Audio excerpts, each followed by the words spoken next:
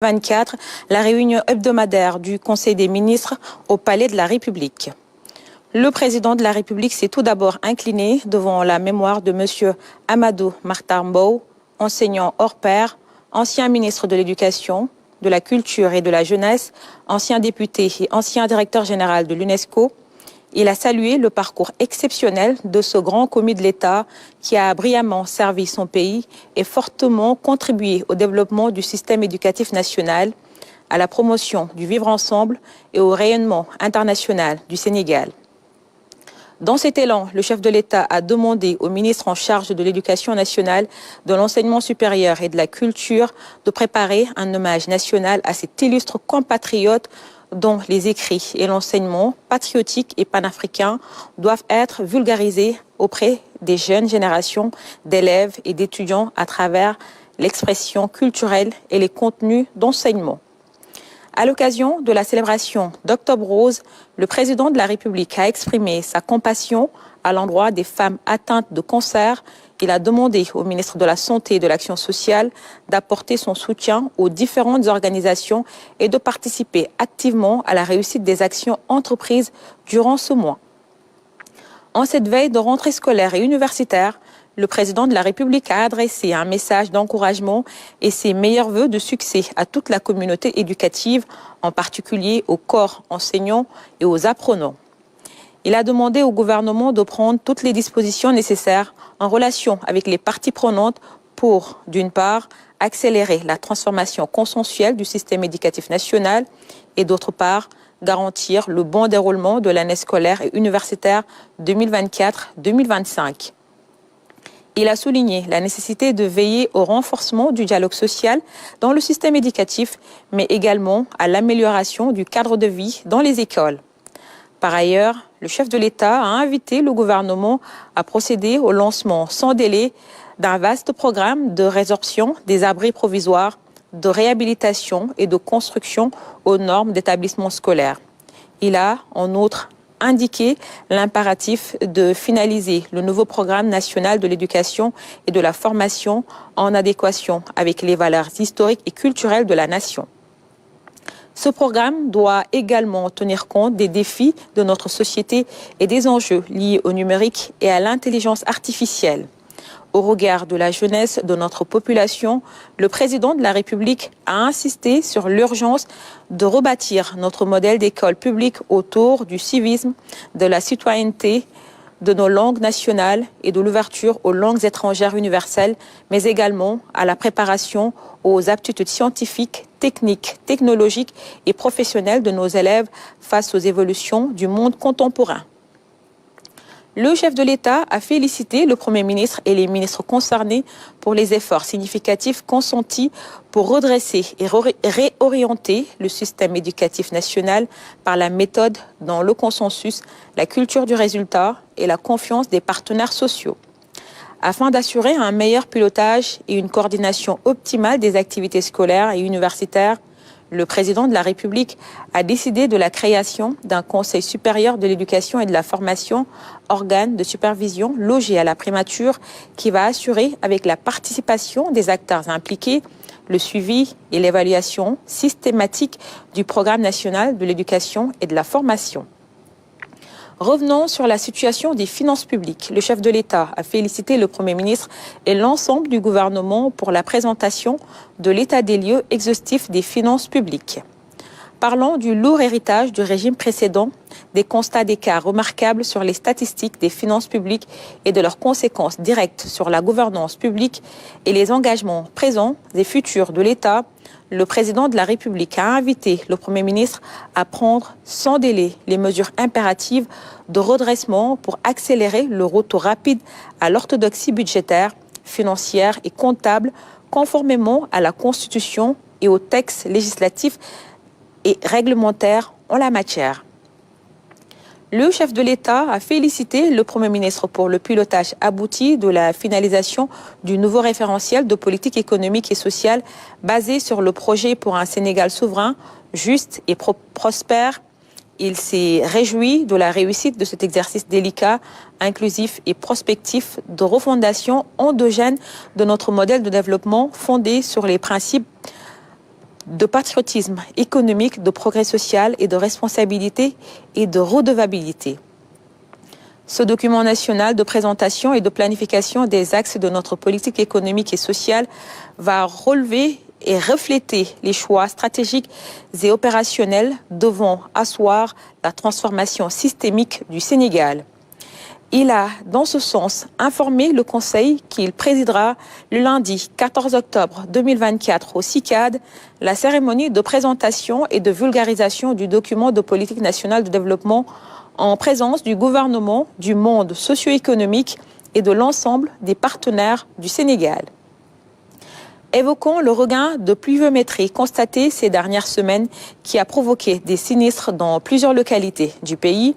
Le président de la République a demandé au ministre de l'Agriculture, au ministre de l'Intérieur en charge de la protection civile et au ministre de l'Hydraulique de faire le point sur les impacts de la pluviométrie et des crues des fleuves Sénégal, Gambie et Casamance sur les zones de culture et d'habitation. Il a exhorté le gouvernement à mobiliser les moyens logistiques adéquats en vue de faciliter le désenclavement rapide des localités isolées par l'effondrement d'ouvrages de franchissement causés par les fortes pluies et encourager la solidarité nationale à l'endroit des populations sinistrées. Le chef de l'État a également demandé au gouvernement de réviser et de vulgariser le mécanisme d'assurance agricole. Il a en outre invité le ministre de l'Agriculture à rendre compte du dispositif de préparation de la campagne de commercialisation agricole. Le président de la République est enfin revenu sur sa visite aux États-Unis d'Amérique du 21 au 28 septembre 2024 où il a participé au sommet de l'avenir et au débat de l'Assemblée générale des Nations unies. Cette mission a été l'occasion d'exprimer à la communauté internationale la volonté du Sénégal d'œuvrer à la promotion de la paix et de la sécurité internationale mondiale et d'impulser une nouvelle dynamique dans ses relations avec ses partenaires. C'est ainsi que les États-Unis d'Amérique ont exprimé leur disponibilité à aider le Sénégal pour la réalisation du New Deal technologique, faisant ainsi de notre pays un hub technologique et numérique en Afrique. Le Premier ministre a d'emblée adressé à Monsieur le Président de la République, au nom du gouvernement, ses félicitations pour la pertinence de son message délivré lors de l'Assemblée générale de l'ONU et les retombées positives attendues des audiences accordées à diverses personnalités et des visites effectuées dans certaines structures lors de son séjour aux États-Unis d'Amérique. Abordant les thèmes de sa communication, le Premier ministre est revenu sur la situation de référence des finances publiques dévoilée lors du point de presse qu'il a tenu le jeudi 26 septembre 2024. Cet exercice illustre la détermination de Monsieur le Président de la République pour la transparence dans la gestion des affaires publiques. Le Premier ministre s'est appesanti sur la priorité que représente pour le gouvernement le rétablissement, dans des délais raisonnables, d'une saine gestion des finances publiques au regard de l'étendue des dérives ressorties de l'état des lieux de la gestion du régime sortant. À cet égard, il a demandé au ministre des Finances et du Budget et au ministre de l'Économie, du Plan et de la Coopération de prendre les dispositions appropriées à cet effet en relation notamment avec le Fonds monétaire international FMI. Le Premier ministre a ensuite informé le Conseil des dispositions prises pour la bonne tenue le 14 juillet 2024 de la cérémonie présidée par le chef de l'État consacrée à la publication du nouveau référentiel des politiques économiques et sociales du Sénégal sur la période 2025-2050. Il a relevé la nécessité pour les ministres, chacun en ce qui le concerne, d'assurer le relais par la communication avec les parties intéressées au titre des politiques sectorielles. Enfin, le Premier ministre a rappelé aux ministres et secrétaires d'État l'attention toute particulière à accorder au suivi rapproché de l'exécution des diligences relatives notamment à la rentrée des classes 2024-2025, à l'orientation des nouveaux bacheliers, à la lutte contre la migration irrégulière, à la gestion de l'impact sur les populations et les cultures des inondations d'origine pluviométrique ou fluviale, aux mesures préventives contre les accidents de la route, ainsi qu'à l'apurement des arriérés de paiement dus aux opérateurs intervenant dans le secteur agricole. Au titre des communications des ministres. Le ministre des Finances et du Budget a fait une communication sur les principales conclusions du rapport de l'audit des finances publiques publié sur la période 2019-mars 2024 réalisée par l'Inspection générale des finances, leur implication sur le cadrage macro-budgétaire et les axes de réforme nécessaires pour prendre en charge les déviations relevées. Cet audit a été effectué à la suite d'un ordre de mission qu'il a signé adossé à des termes de référence basés sur les orientations qu'il a données à ses services. Les résultats de cet audit ont fait l'objet du point de presse tenu par Monsieur le Premier ministre le 26 septembre 2024. Et au titre des textes législatifs et réglementaires.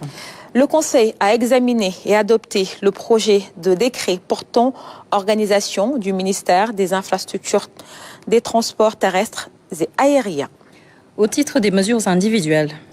Le président de la République a pris les décisions suivantes. Au titre de la présidence de la République, Monsieur Mamadou Oumar Diaye, journaliste, est nommé président du Conseil national de régulation de l'audiovisuel post-vacant. Monsieur Mamadou Lamine Dianté est nommé président du Haut Conseil du dialogue social en remplacement de Madame Innocence Tap Ndiaye. Monsieur Moustapha Djité, magistrat, matricule de solde numéro 602 388E, est nommé directeur général de l'autorité de régulation de la commande publique ARCOP en remplacement de Monsieur Sayer Niang. Au titre de la primature. Monsieur Atap Sané est nommé président du conseil de surveillance de l'Agence nationale de relance des activités économiques et sociales en Casamance, ANRAC. Et au titre du ministère des Infrastructures, des Transports terrestres et aériens. Monsieur Souleymane Gueye, expert en transport aérien, est nommé directeur des transports aériens en remplacement de Monsieur Omar Hassimouja. Monsieur Badara Diop, ingénieur d'exploitation de l'aviation civile, est nommé directeur des infrastructures aéroportuaires en remplacement de Monsieur Chardjouf. Monsieur Mandiaye Faye, ingénieur des transports, est nommé directeur de la circulation routière et de la mobilité en remplacement de Monsieur Mohamedou Moustapha Niang. Monsieur Abdoul Siley Fatah Ba, ingénieur des transports, matricule numéro 627 472 L, précédemment chef de la division du Centre de contrôle technique au ministère des Infrastructures et des Transports terrestres et aériens, est nommé directeur des transports routiers en remplacement de Monsieur Yaya Samba Niang. Monsieur Yankoba Ben Alfousseini Sonko, master en QHSE, est nommé président du conseil d'orientation du Fonds de développement des transports terrestres. Et au titre du ministère de l'Industrie et du Commerce. Monsieur Babacar Semben, commissaire aux enquêtes économiques principales, est nommé directeur général de l'Agence de régulation des marchés au ministère de l'Industrie et du Commerce en remplacement de Monsieur Ansoumana Sané. Madame Françoise Faye, commissaire aux enquêtes économiques principales, est nommée directeur général de l'Agence sénégalaise pour la propriété intellectuelle et l'innovation technologique au ministère de l'Industrie et du Commerce en remplacement de Monsieur Maktar Dia.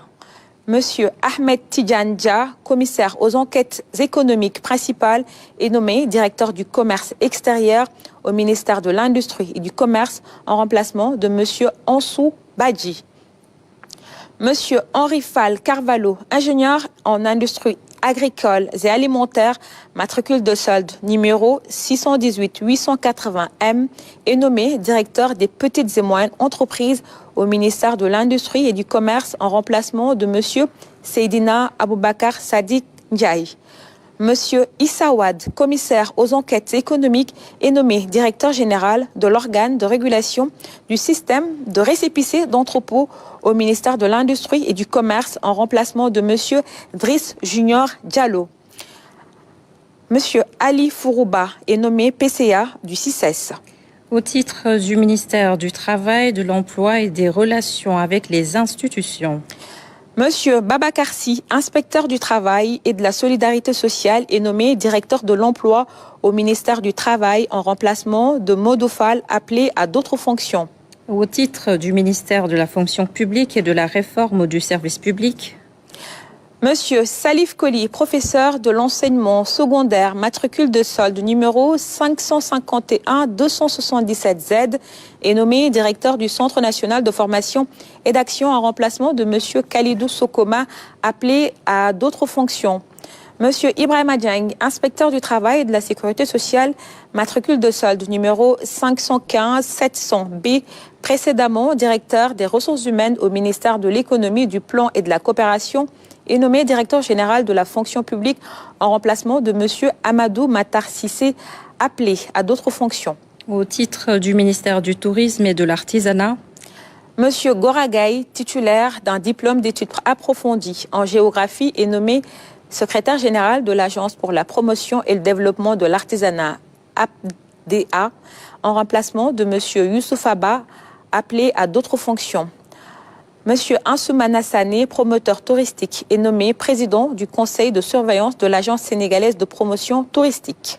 au titre du ministère de la communication, des télécommunications et du numérique.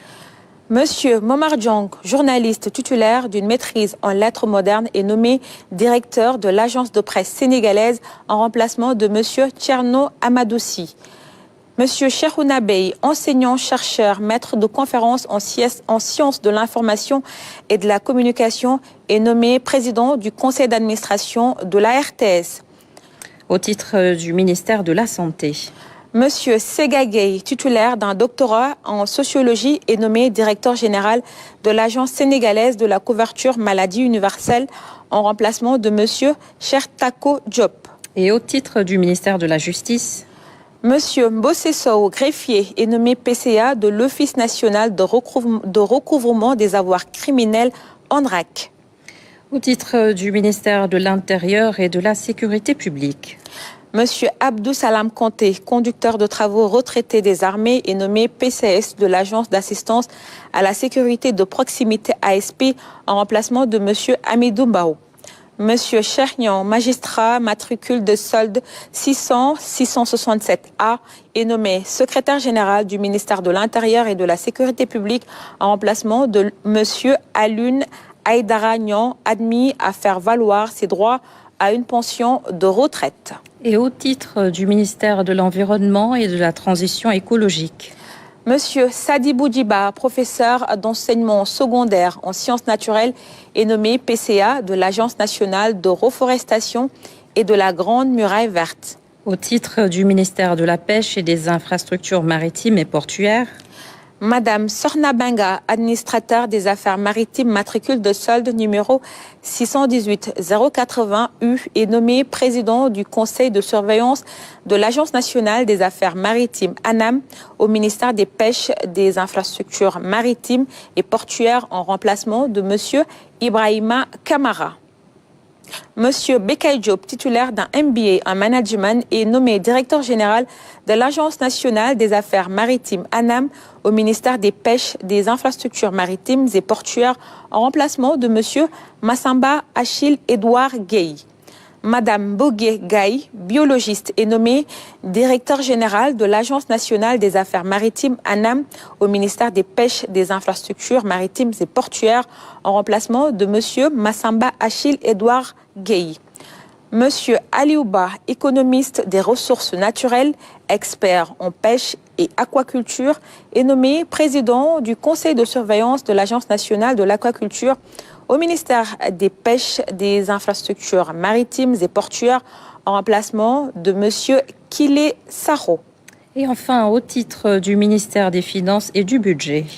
Monsieur Idrissa Samb est nommé inspecteur principal des impôts, qui est nommé administrateur du fonds de garantie automobile. Merci beaucoup, Maria Madramé, pour la lecture du Conseil des ministres de ce mercredi.